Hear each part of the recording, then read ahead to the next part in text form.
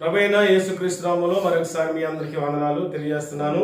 ఈరోజు వాక్య ధ్యానం గాను యోహాను సువార్త ఈరోజు వాక్య ధ్యానం గాను యోహాను సువార్త 5వ అధ్యాయాన్ని 5వ అధ్యాయమును 6వ వచనం చదవాలని ప్రేమతో కోరుతా ఉన్నాను. యోహాను సువార్త 5వ అధ్యాయం 6వ వచనం మూల వాక్యంగా తీసుకుందాం. యేసు వాడు పడి ఉండుట చూచి వాడు అప్పటికి బహుకాలము నుండి ఆ స్థితిలో ఉన్నాడని ఎరిగి స్వస్థపడగోరుచున్నావా అని వాడిని అడుగగా, ఈ యొక్క ఉదయకాల సమయంలో మీకు అందించాలన్నటువంటి వర్తమానం ఏంటంటే స్వస్థపడగోరుచున్నావా. అది ఆధ్యాత్మికంగానైనను శారీరకంగానైనను యేసుక్రీస్తుని నీ జీవితంలోనికి ఆహ్వానిస్తే ఏమంటే ఏమి జరుగుతుందో ఆ విషయాన్ని వింటున్న మీకును ఈ యొక్క వీడియో ద్వారా వీక్షిస్తున్నటువంటి వారందరికీ కూడా మరి దేవుని వాక్యాన్ని మరి మీతో పంచుకోవాలని ఆశపడుతూ ఉన్నాను.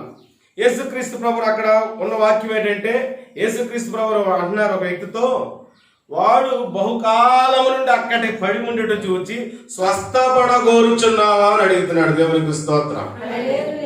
వాడు ఎప్పటి నుంచి పడున్నాడు చెప్పండి. దేవుని బిడ్డలారా, అక్కడ ఉన్న సారాంశాన్ని ఒకసారి మీతో పంచుకొని ఆశపెడుతున్నాను. అక్కడ బేతెస్తా అనేటువంటి ఒక కోనేరు ఉంది. బేతెస్తా అంటే బేత్ ప్లస్ ఇస్తా, బేతెస్తా అంటే దాని అర్థం ఏంటంటే హీబ్రూ భాషలో కరుణగల ఇల్లు అని అర్థం. బేతెస్తా అనేటువంటిది హెబ్రీ పదం. దాన్ని మన తెలుగులో చెప్పుకోవాలంటే దేవుని కరుణగల ఇల్లు, దేవుని యొక్క కరుణగల ఇల్లు. అక్కడ ఆ బెతెస్దా కోనేటికి 5 మంటపాలు ఉన్నాయి. ఆ 5 మంటపాల్లో దేవుని బిడ్డలారా అనేక మంది ఏం చేస్తా ఉన్నారు? రోగులు. చూడండి ఒక నిమిషం, 3వ వచనం. ఆయా సమయములకు దేవదూత కోనేటిలో దిగి నీళ్లు కదిలించుట కలదు. నీరు కదిలింపబడిన పిమ్మట మొదట ఎవడు దిగును వాడు ఎట్టి వ్యాధి గలవాడైనను. దేవునికి స్తోత్రం.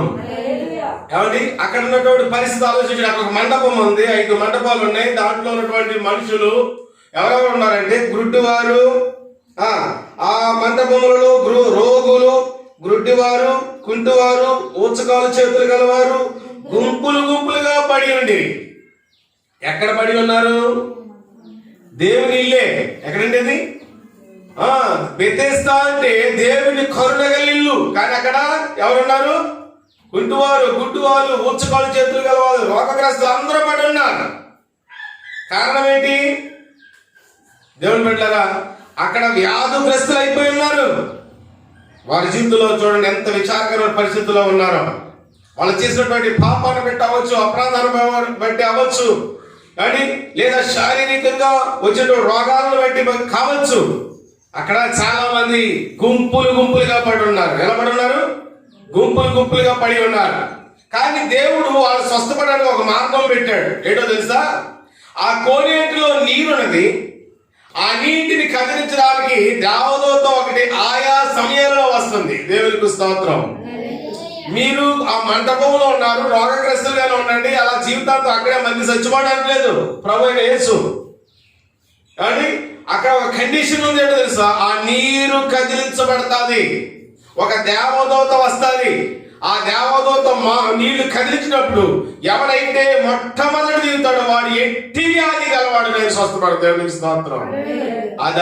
అది కుంటువాడా, లేకపోతే గుడ్డువాడా, నెత్తువాడా, మోగవాడా, లేకపోతే లేవలేని స్థితిలో ఉన్న పక్షవాతం గలవాడా, ఎయిడ్స్, జీవియా దినాల్లో లేవు. అవి కూడా అన్ని స్వస్థపడి ఉంటే ఎలాంటి వ్యాధి అయినా సరే ఏమవుతుంది? స్వస్థపడతాడు. ఎప్పుడు? నీళ్లు కదిలించబడితే సరిపోలేదు. నీళ్లు కదిలింపబడినప్పుడు ఆ రోగి పరుగు పరుగున వచ్చి ఆ నీటిలో దిగాలి. దేవునికి స్తోత్రం. హల్లెలూయా. ఇలా చాలా కాలం జరుగుతుంది. చాలా మంది స్వస్థపడుతున్నారు, వెళ్ళిపోతూ ఉన్నారు. అయితే దేవుని బిడ్డలారా, అక్కడ 38 సంవత్సరాల నుంచి ఒక రోగి పడి ఉన్నాడు. ఎన్ని సంవత్సరాల నుంచి? 38 సంవత్సరాల నుంచి ఒక రోగి అక్కడ పడి ఉన్నాడు. అతని దగ్గరికి యేసుక్రీస్తు వచ్చాడు. అందరి దగ్గరికి వచ్చాడా? ప్రత్యేకించి అతను లేవలేని స్థితిని చూచి వాడు అప్పటికి బహుకాలం నుండి ఆ స్థితిలో ఉన్నాడని ఎరిగి నువ్వు స్వస్థపడగోరుచున్నావు అని అడుగుతున్నాడు. వెంటనే అతను చెప్పవలసిన సమాధానం ఏంటి తెలుసా? అవును బాబు, నేను స్వస్థపడాలనుకుంటున్నాను అని చెప్పాలి. కానీ అతను ఏం చెప్తున్నాడు తెలుసా? అయ్యా, నేను దిగాలనుకుంటున్నాను, నీటిలోకి వెళ్ళాలనుకుంటున్నాను, దేవదూత వస్తుంది, కదిలిస్తుంది, చాలా మంది స్వస్థపడుతున్నారు, వెళ్ళిపోతున్నారు, కానీ నేను వెళ్దామనుకుంటున్నాను, వెళ్ళే లోపల ఇంకొకడు వచ్చి నాకంటే ముందుగా వెళ్ళిపోయి పడిపోతున్నాడు కాబట్టి అనేటువంటి కుంటి సోకులు చెప్తా ఉన్నాడు. ఏం సోకులు చెప్తాడు చెప్పండి? కుంటి సోకులు చెప్తున్నాడు. నేనేమనుకుంటున్నాను తెలుసా? 38 సంవత్సరాల నుంచి అక్కడ హాయిగా ఫుడ్ దొరుకుతుంది. ఏం దొరుకుతుంది చెప్పండి? చాలా మంది డోనర్స్ వస్తారు కదా, దాతలు. చూడండి, రాజమండ్రి ప్రాంతంలో తెల్లవారితే వాళ్ళకి టిఫిన్ వచ్చేస్తుంది, మధ్యాహ్నం భోజనం వచ్చేస్తుంది, సాయంకాలం డిన్నర్ వచ్చేస్తుంది. ఏమంటే ఎవరో ఒక దాతలు వెళ్ళిపోయి ప్యాకెట్లు పట్టుకెళ్ళి భోజనం వాళ్ళకి పంచిపెట్టేస్తాం అంటారు. కానీ విచిత్రమైన తెలుసంటే చాలా మంది రాజమండ్రిలో బాగున్న వాళ్ళు కూడా తీసేసుకుంటారు ఆ ప్యాకెట్లు, పట్టుకెళ్ళి రోగులు పట్టుకెళ్ళి ప్యాకెట్లు. ఏంటి ఆలోచించింది ఎవరు పెట్టలేరా? వాళ్ళకి ఫుడ్ బాగా గడిస్తుంది అక్కడ. వీడికి హాయిగా 30 సంవత్సరాల నుంచి ఏమైంది? చక్కగా వాడికి ఆహారం దొరుకుతుంది. మీరు ఆలోచించండి, 38 సంవత్సరాల నుంచి వాడి వస్త్రాలు మార్చుకోలేదంటారా? 35 సంవత్సరాల నుంచి వాడు ఏమో బట్టలు మార్చలేదంటారా? 35 సంవత్సరాలకి ఒక డ్రెస్ తో ఉంటాడా? 35 సంవత్సరాల నుంచి వాడు వేసాలు గడ్డాలు కట్ చేసుకోలేదంటే వాడు పిచ్చోడేంటి? పిచ్చోడైతే ఊరానికి తిరుగుతాడు కనుక వాడికి ఏమి కూడా తెలియదు కనుక బట్టలు కూడా ఉండవు ఒకసారి పిచ్చోడు కనుక. కానీ వాడికి ఏంటి? అన్ని తెలుసు వాడికి. అంటే వాడు ఆహారం తింటున్నాడు, చక్కగా ఆహారం లభిస్తుంది, అండ్ వస్త్రాలు మార్చుకుంటున్నాడు. ఇంకా పైగా వచ్చేవాళ్ళందరికీ దగ్గర కూడా వచ్చేవాళ్ళందరూ అయ్యో పాపం కుంటాడమ్మా, లేవలేకపోతున్నాడు అమ్మా, ఈ 10 వేద్దాం, ఈ 50 వేద్దాం, ఈ 20 వేద్దాం, ఈ 100 వేద్దాం వేసే వాళ్ళు ఎంతమంది ఉంటారు? కానీ వారం వస్తుంది, వారం ఏమండి చక్కగా పోగేస్తున్నాడు. వారం అయితోడికి అమ్మ నాన్న లేక అన్నయ్య తమ్ముడు లేక ఎవరు వచ్చేస్తున్నారో తెలియదు, వచ్చేస్తున్నాడు, పోగేసి డబ్బులు ఎట్టుకెళ్ళిపోతున్నాడు. ఏమండి ఇప్పుడు ఎలా ఉంది? అడిగి హ్యాపీగా ఉందంటారా? ఆహారం పోతుంది, చక్కగా ఉండడానికి ఉంది, అడుగుంటే డబ్బులు కూడా వస్తుంది, అది అమ్మ నాన్నకి ఇచ్చేయడానికి అవసరం, అంతా బాగుంది ఇప్పుడు. కనుక ఇప్పుడు ఏమంటాడు? నేను రావాలనుకుంటున్నాను కానీ ఎవడో నాకంటే ముందు వచ్చేస్తున్నాడు. అదా వాడు చెప్పేది సలహా? చెప్పండి, అదే అతను అనవలసిన మాట. యేసు ప్రభు నువ్వు స్వస్థపడకూర్చున్నావు అంటే, అవును ప్రభు, నిజంగా ఇలాంటి పరిస్థితులు ఉన్నవాడు నుంచి నువ్వు రావాల్సిన మాట ఏంటండి చెప్పండి? నిజంగా ఇలాంటి పరిస్థితుల్లో, క్లిష్టమైన పరిస్థితుల్లో ఉన్నవాడి నుంచి నువ్వు రావాల్సిన మాట ఏంటి చెప్పండి? అవును ప్రభు, అది స్వస్థపడాలనుకుంటున్నాడా? ఒక కుష్ఠరోగి వచ్చాడు యేసు ప్రభు దగ్గరికి. అతను ఏమన్నా తెలుసా? అయినా నీకు ఇష్టమైతే నన్ను శుద్ధుడిగా చేయన్నాడు. వెంటనే ప్రభు అన్నాడు, నాకు ఇష్టమే, నువ్వు శుద్ధుడు కమ్ము అన్నాడు. దేవునికి స్తోత్రం. నువ్వు మేలు అనుభవించాలనుకుంటే, నీకున్న బాధ ఏంటో నీకు తెలిస్తే దేవుడిని అడగాలి. నువ్వు అడగలేకపోయినప్పటికీ కూడా దేవుడు ఇతను ఒక అవకాశం ఇస్తున్నాడు.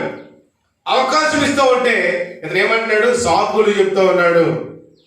అప్పుడు యేసు ప్రభు చెప్తూ ఉన్నాడు, నువ్వు ఎవరు చూడండి సమానం మగతండి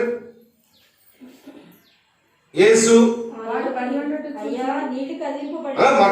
చెప్తున్న మాట చూడండి. ఆ రోజు అయ్యా నీళ్లు కదిలింపబడినప్పుడు నన్ను కోనేటిలోకి దించుటకు నాకు ఎవడునూ లేడు గనుక నేను వచ్చినంతలో మరి ఒకడు నాకంటే ముందుగా దిగిన ఆయనకు ఉత్తరం ఇచ్చాడు. దేవునికి స్తోత్రం. అక్కడ ఏమంటున్నాడు చూడండి, నన్ను కోనేటిలో దించుటకు నాకు ఎవడూ లేడు. బాగానే ఉంది. తర్వాత మాట, నేను వచ్చినంతలో. మరి ఎలాగెళ్తున్నాడు? దించడానికి ఎవరు లేడు, కానీ ఇతను నేను వచ్చినంతలో అంటున్నాడు. నేను వెళ్ళగలిగే శక్తి ఉంది కదా అతనికి. ఏమంటే నేను వచ్చినంతలో అన్నాడంటే అర్థం ఏంటి? వెళ్ళగలిగే శక్తి ఉందో లేదు చెప్పండి. హీ క్యాన్ గో, అతను వెళ్ళగలడు. కానీ వెళ్ళేంతలో నిజంగా స్వస్థపడాలనుకుంటే ఏం చేయాలి తెలుసండి? వర్షమైనా ఎండైనా వానైనా వాడు ఏం చేయాలి తెలుసా? ఆ యొక్క కోనేటి మెట్ల దగ్గర ఉండాలి. ఎప్పుడు దూతుందో దబిక్కుని దూకేద్దామని. అవునా కదా చెప్పండి? ఒక వారం కావాలంటే ఒక వారం ప్రయత్నం చేయాలా? కానీ చేయట్లేదు, అలా చెప్పట్లేదు. ఎందుకంటే అన్ని బాగా జరుగుతున్నాయి. అంతేకాదు, నేను ఎలా అనుకుంటున్నా, దేవుడు పెట్టాడు, ఎవరైనా కోనేటి దగ్గరికి వస్తున్నాడు అనుకో, ఒక పేషెంట్ ఎవడైనా వస్తున్నాడు అనుకో, రోగి, వాడు ఎలా అనుకుంటాడు బహుశా, రే నేను 38 సంవత్సరాల నుంచి ఈ కోనేటి దగ్గర ఉన్నాడు రా, ఈ బెర్రక హౌస్లో 35 సంవత్సరాలు ఉన్నాడు. ఎన్ని సంవత్సరాలు ఉన్నాడు? ఈ భాస్కర్ గారు ఎప్పుడు తిడతానే ఉంటాడు, ఎప్పుడు కూడా మాకే లేదా అభివృద్ధి, నీకే వస్తుంది కదా. అలా చెప్పుంటాడేమని చెప్పండి. ఈ 30 సంవత్సరాల నుంచి నేను ఈ కోనేటి దగ్గర ఉన్నాను రా, నాకే లేదు స్వస్థత, నీకే వస్తుంది. నేను మోస్ట్ సీనియర్ పేషెంట్ రా ఈ కోనేటికి. ఏ పేషెంట్? మోస్ట్ సీనియర్ పేషెంట్ ని. నేను చెప్తున్నాను వినండి, టైం వేస్ట్ చేసుకోకండి, వేరే చోట ఎక్కడికైనా వెళ్ళండి, అనవసరం ఇక్కడ. అంటే ఇతను అక్కడ ఉండి ఏం చేస్తాడు తెలుసా? వచ్చేవారిని నిరుత్సాహపరుస్తూ ఉన్నాడని నేను అనుకుంటున్నాను. ఏమండి? వచ్చేవారిని ఏం చేస్తా ఉన్నాడు? మేలు పొందే వారిని, స్వస్థపడే వారిని ఇంకేం చేస్తున్నాడు? అతను డిస్కరేజ్ చేస్తా ఉన్నాడు, నిరుత్సాహపరుస్తూ ఉన్నాడు. అనేక మంది స్వస్థ పడకుండడానికి వీడే కారణం అవుతున్నాడు. అందరు దగ్గరికి రానేసి ఇతని దగ్గరికి వచ్చి మాటలు పలకడం ఏంటి? వాడు అప్పటికి బహుకాలు ఉన్నాడు, పై ఉన్నాడు, చూచి స్వస్థపడి కోరుచున్నావా? Yes Lord, I want to be healed అది చెప్పాలి. అవును ప్రభా, నేను స్వస్థపడాలనుకుంటున్నాను. కానీ వీడి స్థితి తెలుసు. నేను ఎందుకు ఇలా కామెంటరీ చేస్తున్నానో దేవుని బిడ్డలు మీరు ఆలోచించండి. స్వస్థపడడానికి ఏం చేసాడో మీకు చూపిస్తాను. యేసయ్య అన్నాడు, నువ్వు లేచి నీ పరుపెత్తుకుని వెళ్ళిపోమన్నాడు. దేవునికి స్తోత్రం. నీవు లేచి నీ పరుపెత్తుకుని వెళ్ళిపో అని అంటూ, ఇది ఎవరికి? యేసు నీవు లేచి నీ పరుపెత్తుకొని నడుమని వాడితో చెప్పగా, వెంటనే వాడు స్వస్థతలోని తన పరుగు ఎత్తుకొని, ఆ దినం విశ్రాంతి దినం కనుక యూదులు ఇది విశ్రాంతి దినము కదా, నీవు నీ పరుపెత్తుకొని తగదే అని స్వస్థత నొందిన వాడితో చెప్పిరి. అందుకు వాడు, నన్ను స్వస్థపరిచిన వాడు నీ పరుపెత్తుకొని నడుమని నాతో చెప్పినాను. అంతేకాదు, యూదులకి ఏంటో తెలుసండి, వినండి. యూదులకి విశ్రాంతి దినం శనివారం స్వస్థత చేయకూడదు. ఏం చేయకూడదు?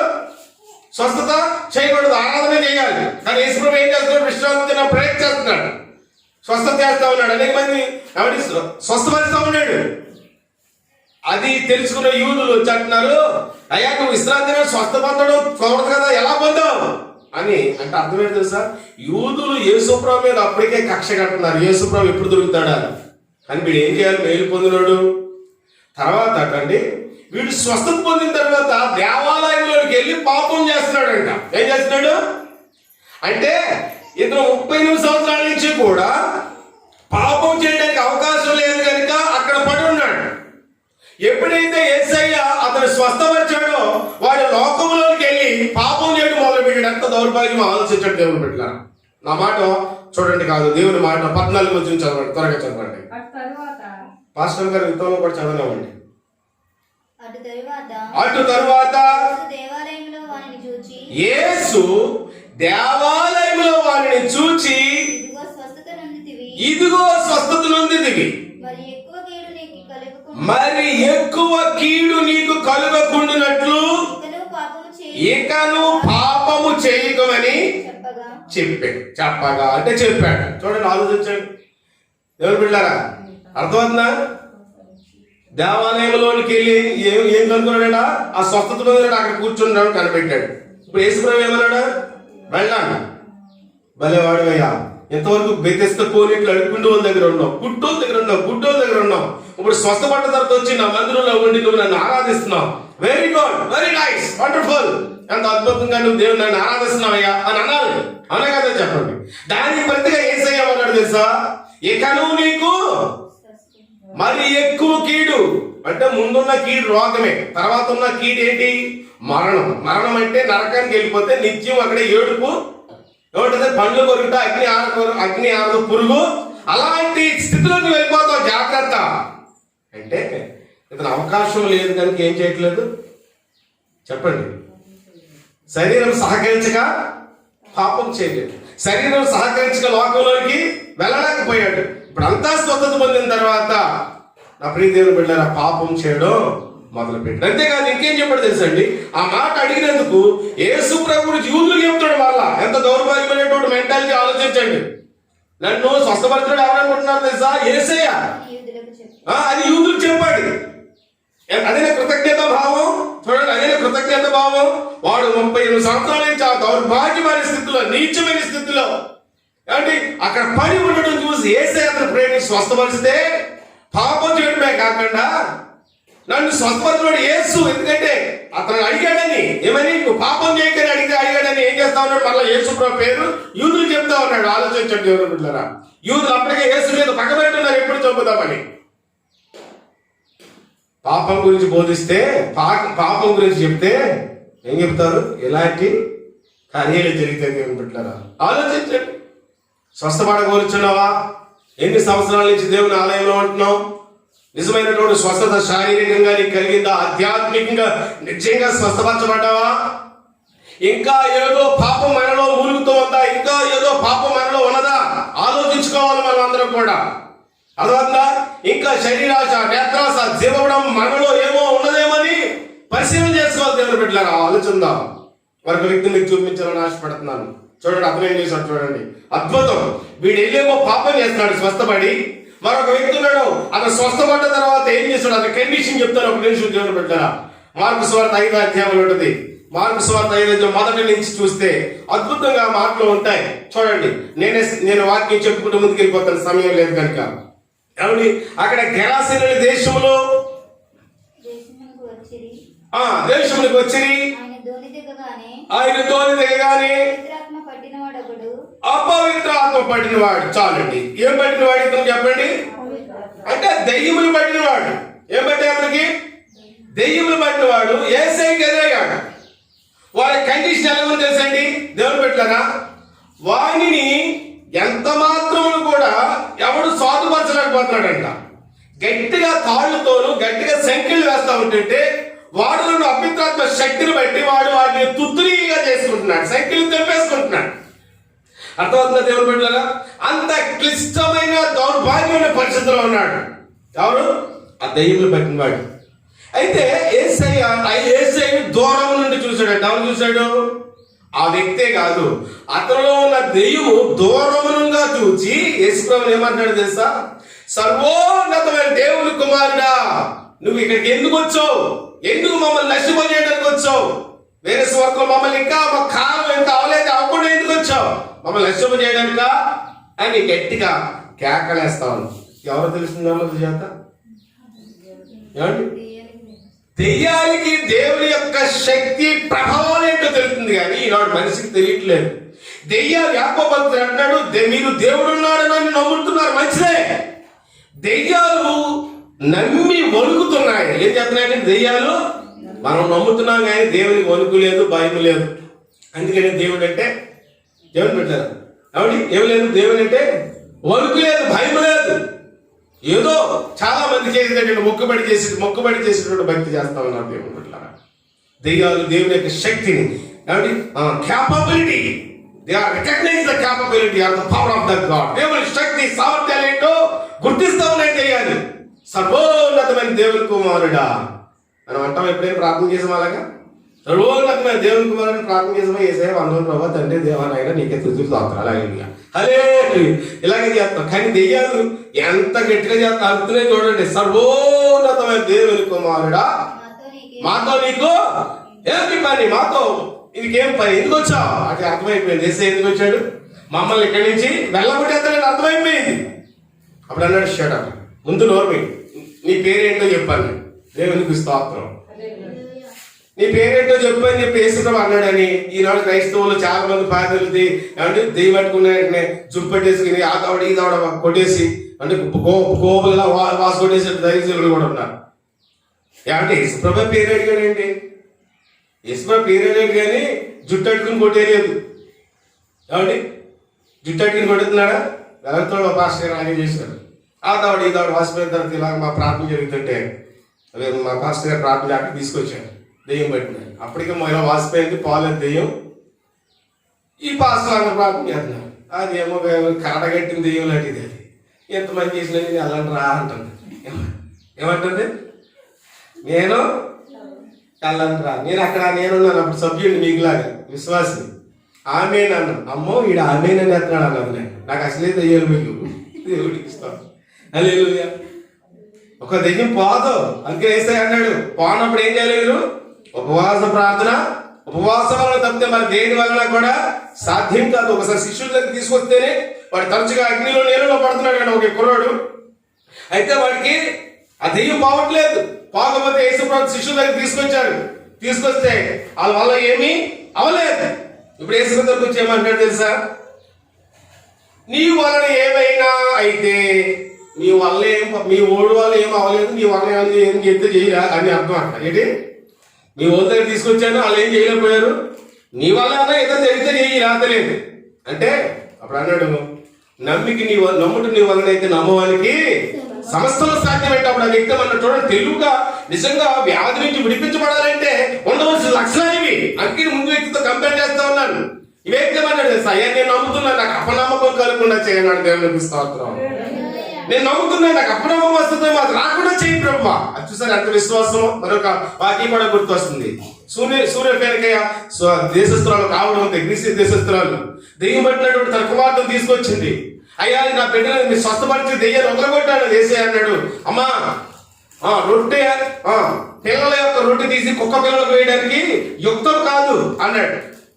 అప్పుడు రెండవడు పౌరుషం పడిపోయి నన్ను కుక్క అంటాడా, కుక్క పిల్లలు అంటారు తిన్నానంటారా అని వెళ్ళిపోలేదు. ఆడేమని తెలుసా? అవును ప్రభా, కుక్క పిల్లలు కూడా తన యజమానుడి బల్ల కింద పడి రొట్టె వేద నుండి పడి రొట్టె ముక్కలకు ఎదురు చూసింది కదా అన్న దేవునికి స్తోత్రం. హల్లెలూయా. అది నిజమైన విశ్వాసం. అదే మేలు పొందుకోవడానికి రావాల్సినటువంటి జవాబు. స్వస్థపడగలుగుతున్నావా? ఆడు వస్తున్నాడండి, ఇటు ఎట్టుతున్నాడండి, ఇటు తోస్తున్నాడండి, దెబ్బలు పడిపోతున్నాడండి, లేకపోతున్నాడండి, ఏంటి దౌర్భాగ్యం కామెంట్లు.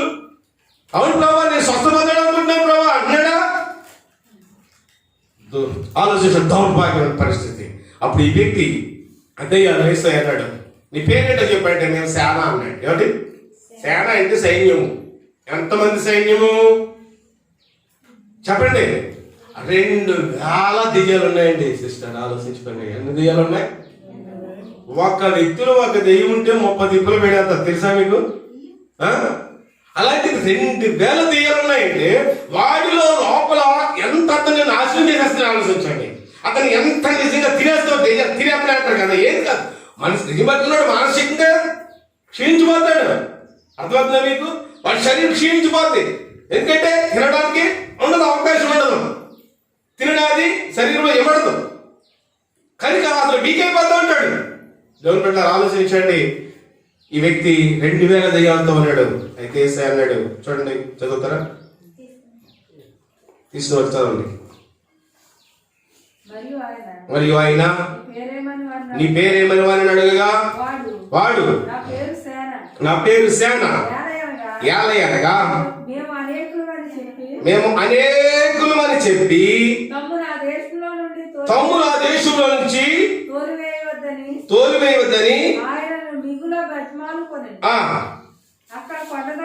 అక్కడ కొండ దగ్గర పందులు మందమై చూడను కనుక ఆ పందులో ప్రవేశించినట్లు మమ్మను వాటి వద్ద పంపుమని ఆ దెయ్యములు ఆయన బతిమాలు కొనెను. యేసు వాటికి సెలవీయగా ఆ అపవిత్ర ఆత్మలు వారిని విడిచి పందులలో ప్రవేశింపగా జాగ్రత్త గమనించండి, ఇంచుమించు 2000 సంఖ్య గల ఆ మంద ప్రపాతము నుండి సముద్రపు దారిని వడిగా పరుగెత్తుకొని పోయి సముద్రంలో పడి ఊపిరి తిరుగక చచ్చాను. ఏం చేసింది చెప్పండి? 2000 పందులు ఊపిరి ఆడక ఆ సముద్రం పడి చచ్చినాడు. దేవునికి స్తోత్రం. అంటే 2000 పందులు చచ్చినా పర్లేదు, కానీ ఒక పాపి, ఒక మనిషి నశించబడడానికి ఇష్టం లేదు. పంది మాంసం లేదా పంది ఖరీదు 5,000 వేసుకుంటే ఎన్ని వేలు అవుతాయండి? మన దేశంలాగా మామూలు పందులు కాదు. ఆ దేశంలో సీమ పందులు లాంటి తెల్ల పందులు ఉంటాయి. ఇజ్రాయెల్ ఆ దేశం. అంటే పంది ఖరీదు కొంచెం పెంచండి, 7,000 చేయండి. మన దేశంలో 5,000, ఆ దేశంలో 7,000 చేయండి. 7,000 ఇంటూ 2 ఎంతండి? 9,000. 7,000 అంటే 1,40,00,000 అవుతుంది. ఎంత అవుతుంది పాస్టర్ గారు? అంతేనా? 2,000 ఇంటూ 700. కాబట్టి ఆలోచించండి దేవుని బిడ్డలారా. అంటే ఇంత నష్టపోయినా పర్లేదు, కానీ ఏమనుకోండి చెప్పండి, ఓ పాపి నశించుకోవడానికి ఇష్టం లేదు, ఒక పాపి చనిపోవడానికి ఇష్టం లేదు. ఆ యొక్క స్థితిలో, అదే స్థితిలో చనిపోవడం ఏమాత్రం కూడా తను బాగు చేద్దాం, స్వస్థపడతాం. స్వస్థపడిన తర్వాత దేవుని కొరకు జీవిస్తే ఓకే, అప్పుడు తర్వాత విశ్వస్తారని పోతే అది వేరే విషయం. మొట్టమొదటి ఆయన బాధ్యత ఏంటి? రోగంలో ఉన్నవాడిని, దెయ్యాల్లో ఉన్నవాడు, బాధలో ఉన్నవాడిని, కష్టాల్లో ఉన్నవాడిని విడిపించాలి ఆయన ఉద్దేశం. అందుకని ఆయన అడుగుతున్నాడు, చూస్తున్న వాళ్ళ ఆయన ఏమంటాడు, స్వస్థపడగలుగుతున్నావా? ఆ వ్యక్తి విడిపించాడు 35 సంవత్సరాల నుంచి. కాబట్టి ఆ దెయ్యం పడినటువంటి ఆ క్రీస్తు దేశస్తురాలు ఆ పిల్లలు విడిపించాడు. ఈ గెరాసేన దేశం ఉన్నటువంటి ఈ దెయ్యాలు పడిన 2000 దెయ్యాలు పెట్టినాడు, విడిపించాడు. విడిపించిన తర్వాత వీడు ఏం చేశాడు తెలుసండి? వాడు స్వస్థ చిత్తుడై యేసు పాదాల చెంత కూర్చున్నాడు. దేవునికి దొరుకును సమస్తము యేసు పాదాల చెంత, దొరుకును రాదా యేసు పాదాల చెంత. ఆయన పాదాల చెంత ఏం దొరుకుతుంది? సమస్తము దొరుకుతుంది. దొరుకును సమస్తము యేసు పాదాల చెంత. మార్త ఇంట్లో వంట వండుకుంటుంది. ఇంట్లో ఏసై వచ్చాడని ఏదో పాలవ గిలవ, లేకపోతే ఇప్పుడు రోజులు పెట్టి ఆలోచిస్తున్నాను, అది లేదు ఇది లేదు, నువ్వు లేదు, పొలంలో పెట్టి లేకపోతే అడ్డు పెట్టిపోయింది, అమ్మ అత్త ఏమన్నా అలా ఎట్టేస్తావా, లేకపోతే పొలం ఏదో అడుక్కుని ఏం చేస్తుందంటే ఏసై వచ్చాడని ఏదో చేసేసి పెట్టేస్తావని అని చెప్తుంటే మరి ఏం చేస్తుందంట? యేసు పాదాల దగ్గర నుండి ఉత్తమమైన దాన్ని వాక్యాన్ని వింటుంది. దేవునికి స్తోత్రం. పుట్ట అవసరం లేదా? అవసరమే. దానికంటే విలువైన దేవుని వాక్యం. ఆదివారం నువ్వు ఏం చేస్తా ఉన్నావు? దేవుని సమయం దేవునికి ఇస్తా ఉన్నావా? వేపోలు లేచి దేవుని మందిరానికి వెళ్ళాలని, దేవుని చూడాలని, ఆయన ముఖ దర్శనం చేయాలని, ఆయన పాదాల దగ్గర గడపాలని, ఆరాధించాలని ఆత్మభావం నీలోకి ఆత్మల భావం రావాలి. వెళ్దాంలే, ఇంకా 10 అవ్వలేదు కదా, పాటలు గారి పాట వినబడలేదు అని పాటలు గారికి ఇంకా మైక్ వినబడలేదు, మైక్ వినబడితే వెళ్ళిపోతుంది దెబ్బ. ఈలోగా నాలుగు అప్లేసేద్దాం, లేకపోతే వండింది వండేద్దాం, తినేద్దాం. ఇదా క్రైస్తవుడు చేయవలసిన భక్తి? చెప్పండి దేవుడు, రాజు చెప్పండి. స్వస్థ చిత్తుడు, ఆయన దగ్గర సమస్తము దొరుకుతుంది. దేవుడికి స్తోత్రం. హల్లెలూయా. డాడీ మామిడిపళ్ళు తేడు, ఎండాకాలంలో మామిడిపళ్ళు ఉంటే ఇప్పుడు ఎక్కడ మామిడిపళ్ళు వస్తారా? నల్ల బయటికి వెళ్ళాను. ఒక ఆవిడ సెట్టి కోసి 2 కూరగాయలు 4 తిని మామిడిపళ్ళు ఇచ్చింది. దేవుడికి స్తోత్రం. ఆయన దగ్గర అన్ని దొరుకుతాయి. ఎవరి దగ్గర? మార్కెట్లో సీజన్కే దొరుకుతుంది. సీజన్ దొరుకుతుంది. ఆయన దగ్గర నీకు వెళ్ళవాలా, ఎప్పుడు ఏది కావాలో ఆయన అడిగి ఇచ్చేది దేవుడు, మన దేవుడికి స్తోత్రం. అలాంటి విశ్వాసాన్ని మనము అలాగా ఆయన దగ్గర పాదాల దగ్గర గడిపే వారముగా ఉండాలి. శానా అనే దెయ్యముల వాడు స్వస్థ చిత్తుడే యేసు పాదాల దగ్గర కూర్చుండి బట్టలు వేస్తున్నాడట. దేవునికి స్తోత్రం. అప్పుడు దిగంబరిగా ఉన్నాడు, వస్త్రాలు లేవు, తను గాయపరుచుకుంటున్నాడు, వెళ్ళి ఆయన గాయపరుస్తున్నాడు, రాళ్లతో పడుతున్నాడు, కేకలు వేస్తా ఉన్నాడు. ప్రచండమైనటువంటి బీభత్సమైన పరిస్థితిలో ఉన్నాడు. అతను చాలా క్లిష్టమైన పరిస్థితిలో ఉన్నాడు. అలాంటి దీన స్థితిని చూసి యేసయ్య అతను స్వస్థపరిచాడు. స్వస్థపడ్డ తర్వాత, బట్టలు కట్టుకున్న తర్వాత, యేసయ్య పాదాల దగ్గర కూర్చున్న తర్వాత అప్పుడు ప్రజలు భయపడ్డారటండి. చూడండి 15వ వచనం.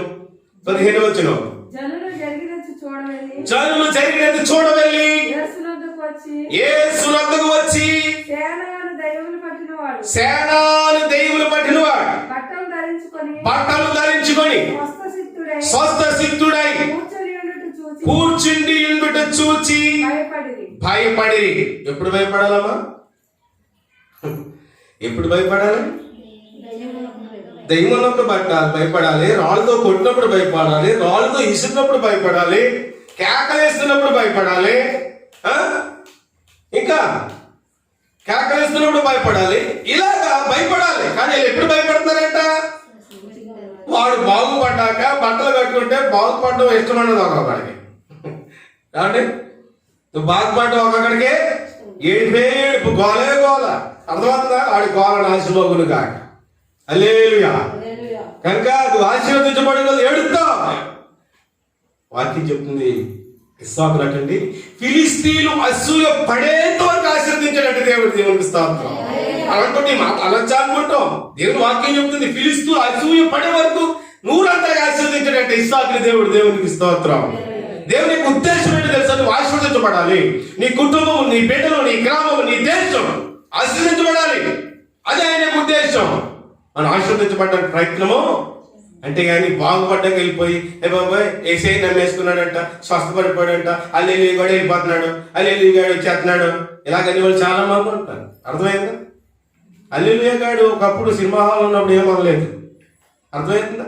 ఒకప్పుడు తాగేటప్పుడు ఏం అనలేదు వాడు. ఈ అల్లుయ్య కూడా ఇట్లా సరగా తిరిగి ఎక్కడ పెడితే అక్కడ ఉన్నప్పుడు ఏమనలేదు. ఇప్పుడు చర్చికి వద్దంటే అల్లుయ్య కూడా అయిపోయాడు. అంటే ఏమైపోయాడు ఎవరు చెప్పండి. లేదా అల్లుయ్య కావాలి మీరు గాడి అనబడతాం, మిమ్మల్ని ఏమన్నా అల్లెలుయ్య గారిని అనాలనుకుంటే దేవుడికి స్తోత్రం. హల్లెలూయా. నా నిమిత్తం జనులు మిమ్మల్ని హింసించి దూషించినప్పుడు అల్లా మీరు ధన్యులు, పరలోక రాజ్యం మీ ఫలం అధికమవును అన్నాడు. దేవుడికి స్తోత్రం. నువ్వు బాగుపడ్డాక స్వస్థపడ్డాక దేవుని మందిరానికి జనం వచ్చినప్పుడు నిన్ను ఏదో రకరకాల పనులు మాట్లాడతారు, పనులుగా విమర్శిస్తూ ఉంటారు. వాటిని నువ్వు బాధపడక, ఎందుకంటే మీరు నా నామం ఏం చేయబడుతున్నారు దూషించబడుతున్నారు, మీరు ధన్యులు, పరలోకంలో మీ ఫలం అంటది. నా దేవుని పిల్ల మీరు అర్థం చేసుకున్నారా? ఈ వ్యక్తి చివరి మాట చెప్పి నేను ముగిస్తాను. అతనికి వెళ్ళి ఏం చేస్తున్నట్టు తెలుసండి. 19వ వచనం 18 కూడా చదువుతారమ్మా. ఆయన ధోని ఎక్కినప్పుడు అంటే ఆయన బాగు చేసి మళ్ళా ధోనికి వెళ్ళిపోతున్నారు.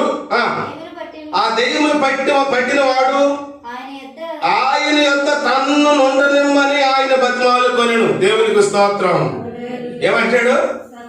అయ్యగారు మీ దగ్గర బాగుపడ్డాను కదండి, మీ దగ్గరే సేవ చేస్తానండి, మీ దగ్గరే ఉంటానండి, మీరు ఎక్కడికి వెళ్తే అక్కడికి వచ్చేస్తానండి అంటే అని అంటామంటే, ఇప్పుడు ఈ రోజుల్లో పాస్టర్లు అయితే నేనే బాప్తిజం ఇచ్చాను, నేనే రక్షణ ఇచ్చాను, ఇప్పుడు ఏమవ్వకూడదు, నువ్వు ఎక్కడికి వెళ్ళడానికి వీళ్ళు తెలుసా? ఏమంటారు పాస్టర్ గారు? ఎక్కడికి వెళ్ళడానికి నేను కనుక్కున్నాను, నేను నిన్ను కన్నాను, నిన్ను నువ్వు కన్ను పెట్టి పంపించేయాల. యేసుప్రభు కన్నాడు. దేవునికి స్తోత్రం. సువార్త వలన నా మాటలు బాటుకుంటా ఏమనుకోకండి, ఎందుకంటే ఇది చూస్తున్న వాళ్ళకి కొంచెం ఏం రావాలి, వాళ్ళకి తెలియాలి. అందుకని నేను అట్లా మాట్లాడుతాను. ఎందుకంటే నాకు ఎవరి మీద ద్వేషమేం కాదు. నువ్వు కనుక్కున్నావు, నీకు అన్నాను వీళ్ళందరినీ. క్రీస్తు కన్నాడు, క్రీస్తు రక్తం కాల్చాడు, క్రీస్తు కొరకు మీరు జీవించాలి. క్రీస్తు అని సైన్యము అనే శరీరంలో మీరు ఒక పాలు భాగస్తులై ఒక అవయవంగా మీరు పనిచేయాలి. పాస్టర్ గారు మీ వాక్యం నాకు ఇష్టం లేదంటే నేను వేరే చోటుకి వెళ్ళిపో, నీ ఇష్టం అది, నీకు ఎక్కడ సమృద్ధి ఉంటే అక్కడికే, నేనే కన్నాను నా దగ్గరే ఉండాలి అంటే నువ్వు ఉంటావేంటి? కనుక్కున్న పిల్లలే ఉండరు, ఇష్టం లేకపోతే. ఉంటారండి కనుక్కున్న పిల్లలు ఉంటారా? తల్లిదండ్రులకు చాలా ఆశ ఉంటుంది, నా పిల్లలు నా దగ్గర ఉండాలి, హంటి పెట్టుకుని ఉండాలి. ఉంటారా? ఎదిగొచ్చిన తర్వాత వాళ్ళు ఉంటారా? కానీ శారీరకంగా వాళ్ళు ఉండలేదు. దేవుని సంఘంలో నీకు వాక్యం ఎక్కడ సమృద్ధిగా ఉందో దేవుని పెట్టాలి, అక్కడ నువ్వు ఆ వాక్యాన్ని మేయాలి. అర్థమవుతుందా? నీకు సమృద్ధి లేని చోట ఎంత ఉన్నో ఏమే ఉంటుంది. సమృద్ధి లేని చోట అంటే మీరు ఆ ఉద్దేశం మొత్తానికి మీ సంఘాన్ని ఇచ్చిపెట్టండి నేను బోధించట్లేదు. ఉదాహరణకు ఒక పాస్టర్ గారు ఒక వ్యభిచారి ఉన్నాడు అనుకుందాం, ఉంటాడు ఒక ఆడి దగ్గరే ఉంటే నేను అక్కడే సత్తనట్టు సాగు, నువ్వు వెళ్ళవు ఇంకొకరిని. ఏసై చెప్పాడు కదా, ఏ శాస్త్రాలు పరిచయలేరా? మీరు ఒకరి పరలోకానికి వెళ్ళడెవరు, మీరు వెళ్ళరు. అది that's the work they are doing. అలాంటి దగ్గరే ఉంటానంటే ఏముంటుందండి సిస్టర్? ఆలోచించుకోండి, తెలుసుకోండి. దేవుని వాక్యము ఆ సేవకుడు యథార్థంగా జీవించాలి. ఏం చేయాలి? దేవుని వాక్య ప్రకారంగా జీవించాలి. ఎవరైనా సభ్యుడికి కూడా వాడు నిజంగా అలా ఉంటే ఖచ్చితంగా అంచిపెట్టుకున్నాడు. కానీ వాడు బాగోపోతే ఏం చేయాలి? వాడు ఆధ్యాత్మిక బాగోపోతే ఏం చేయాలి? నేను అక్కడే ఉంటానని సత్యం ఇద్దరు నరకం కావడం కన్నా నిజంగా నేనంటాను అప్పుడు వేరే చోటుకి వెళ్ళి రక్షించబడి అక్కడ సెటిల్ అవ్వడం మంచిది. దేవునికి స్తోత్రం. అప్పుడు ఈయన ఏమంటాడు? అయ్యా నీ దగ్గర ఉంటాను ప్రభు, నీ పాద సేవ చేసుకుంటాను ప్రభు అంటే అప్పుడు ఆయన ఏమంటాడు సార్? ఉండమని కానీ ఫస్ట్ ఏం చేద్దాం తెలుసా? నేను స్వస్థపరిచాను కదా, వినండి అయిపోతుంది. నీవు నీ ఇంటి వారి వద్దకు వెళ్ళి ప్రభువుని యందు కనికరపడి నీకు చేసిన కార్యములన్నిటినీ వారికి తెలియజెప్పమని వాడు వెళ్ళి యేసు తనకు చేసినవన్నీ దెక్కపొలిలో ఆరంభింపగా దేవునికి స్తోత్రం. అందరూ ఆశ్చర్యపడే. This is the thing what we have to do. ఇది మనం చేయవలసిన పని. దేవుడు నీ ఎలా చేసిన కార్యాలు, నిన్ను ఎలా విడిపించాడు, నీ కుటుంబాన్ని ఎలా ఆశీర్వదించాడు, నీ దౌర్భాగ్య స్థితిలో ఆయన ఎలా దేవుడిగా ఉండి నిన్ను రక్షించాడు, అది వెళ్ళి ఇతరులకు చెప్పాలి. అది నువ్వు చేయవలసింది. అందుకే నా దగ్గర ఉండిపోవడం కాదు బాబు నిన్ను స్వస్థపరిచింది. అటువంటి నీ ఇంటికి వెళ్ళి నీ వాళ్ళకి చెప్పు, వాళ్ళు కూడా నమ్ముకుంటారు, వాళ్ళు కూడా స్వస్థపడతారు. అలాగే నీ గ్రామంలోకి వెళ్ళు, వాళ్ళు కూడా ప్రకటించు. మరి ఆడలు ఏం చేస్తున్నాడు చెప్పండి బాబమ్మా, చెప్పండి. అతను ఏం చేస్తున్నాడు? 35 సంవత్సరాల నుంచి వెళ్ళి ఏం చేస్తున్నాడు? సమర్పణ చేయము ప్రభువునకు. ఏం చేస్తున్నాడు? చక్కగా దేవాలయం నుండి పాటలు పాడి దేవుని స్థితితో పాపంలోనే ఉన్నాడు. ఏం చేస్తున్నాడు? పాటలే చెప్పండి. పాపము ప్రసంగమే పాపం ఇలాంటి వాళ్ళు ఉన్నారు. అర్థమైందా? కానీ ఆ స్థితిలో నుంచి బయటకు రావాలి. ఈ యొక్క దెయ్యాలు పట్టిన వాడి వల్లే మారి మన సమాజానికి, మన కుటుంబానికి, మన ఇంటి వారికి అందరికీ ప్రయోజనకరంగా ఉండాలి. నా ప్రియమైన వీక్షకులకు చూస్తున్న వారు లేరా? కనుక మన జీవితాలు మారాలి. నువ్వు స్వస్థపడాలని చేసినట్టు రావాలి. నేను చెప్పింది శారీరక స్వస్థత, అలాగే ఆత్మీయ స్వస్థత. శారీరకంగా స్వస్థత పొందడం, ఆత్మీయంగా స్వస్థత పొందడం. ఆలోచించండి. వాడు ఎంతగా హింసించబడ్డాడండి, వాడు ఎంత భయంకరమైన స్థితిలో ఉన్నాడండి. అతను నిజంగా తన జీవితాన్ని మరి ఎన్నడన్నా యేసుప్రభువుని మర్చిపోతాడంటారా? ఆ దెయ్యాలు పెట్టిన వాడు. కనుక నీ జీవితంలో నిజమైన స్వస్థత ఏంటో తెలుసా? శారీరక స్వస్థత కాదు. నువ్వు రక్షించబడాలి. ఏం చేయబడాలి? నీ పాపాన్ని నుంచి విడిపించబడాలి. నువ్వు పశ్చాత్తాపడాలి, ఏడవాలి. ఇందాక సహోదరి చదివారు 51వ కీర్తన. కన్నీరు కార్చాలి, రోధించాలి, ఏడవాలి. అప్పుడు దేవుడు నీ యందు సంతోషించి దేవుడు అయినాడు. దేవునికి స్తోత్రం. హల్లెలూయా, హల్లెలూయా. ఆయన దగ్గరికి వద్దామా? నీ జీవితంలో రోగమా, లేకపోతే వ్యాధ, తెగుల, బాధ, దురాత్మల, అవన్నీ యేసు నామములో పోవును గాక. హల్లెలూయా. నిజంగా నువ్వు రక్షించబడి దేవుని కొరకు యథార్థంగా జీవించాలని ఆశిస్తూ ఈ కొద్ది మాటలు నేను ముగిస్తా ఉన్నాను. దేవుడి మాటల్ని దీనికి ఆశీర్వదించండి గాక. మోకరించండి. పెద్దబడి వాక్యంతో ప్రార్థించండి.